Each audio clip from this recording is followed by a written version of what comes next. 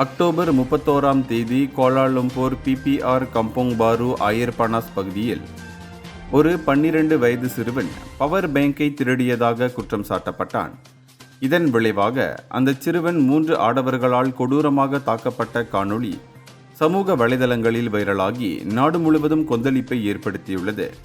சம்பவத்தை நேரில் கண்டவர்கள் எடுத்த அந்த காணொளியில் அச்சிறுவன் முகத்திலும் கால்களிலும் கொடூரமாக உதைக்கப்படுவது பதிவாகியுள்ளது. சிலர் மீண்டும் மீண்டும் நடக்கும் திருட்டுச் சம்பவங்களால் சமூகத்தில் உள்ள கோபத்தை ஏற்றுக்கொண்டாலும் பெரும்பாலான சமூக வலைதள பயனர்கள் இந்த வன்முறையை ஒருபோதும் ஏற்றுக்கொள்ள முடியாது என்று கண்டனம் தெரிவித்துள்ளனர். இந்த சம்பவம் குறித்து புகார் அளிக்கப்பட்டதை தொடர்ந்து காவல்துறை உடனடியாக விசாரணையை தொடங்கியுள்ளது. குற்றவாளிகள் குறித்து தகவல் தெரிந்தால் உடனடியாக தெரிவிக்குமாறு பொதுமக்களுக்கு காவல்துறை அழைப்பு விடுத்துள்ளது. இந்த தாக்குதல் நடந்த வேளையில் அந்த சிறுவனுக்கு உதவ உடனடியாக முன்வந்த ஒரு கிக் ஒர்க்கரை நெட்டிசன்கள் பாராட்டினர். இந்தியர்களின் இதய குரல் மக்களோசை.